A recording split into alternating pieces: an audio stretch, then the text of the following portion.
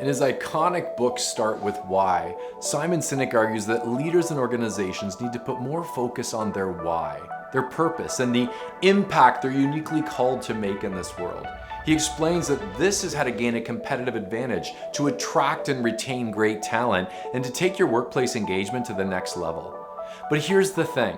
When I think of great organizations that once inspired me because they were so clear and committed to their purpose, their mission, and their why, organizations like The Body Shop and Tom's Shoes, they all ended up going bankrupt or selling out. So you have to ask yourself the question, can you be a purpose-driven business and still be an industry leader?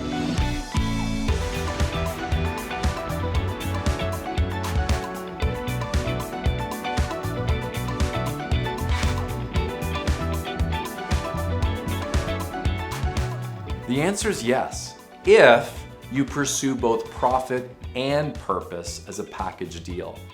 Focusing on profit leads to growth, opportunities, job creation, and healthy competition. But when you over-focus on profit to the neglect of purpose, engagement goes down, and staff feel like they're just a cog in a wheel. Focusing on purpose allows your businesses to be a source of good in the world and attracts and retains great people who take real ownership. But when you over-focus on purpose to the neglect of profit, the sustainability of your business becomes jeopardized, and jobs and opportunities start to disappear.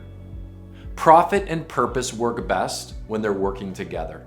How effective are you at focusing on both profit and purpose? Think about the past season. I bet you've been hanging out in one of these 4 places. You may say, you know what, I'm kind of low on both. I don't have a great focus on profit, and my purpose, my why, my vision, not so clear either. We'd say that you're insignificant and maybe insolvent.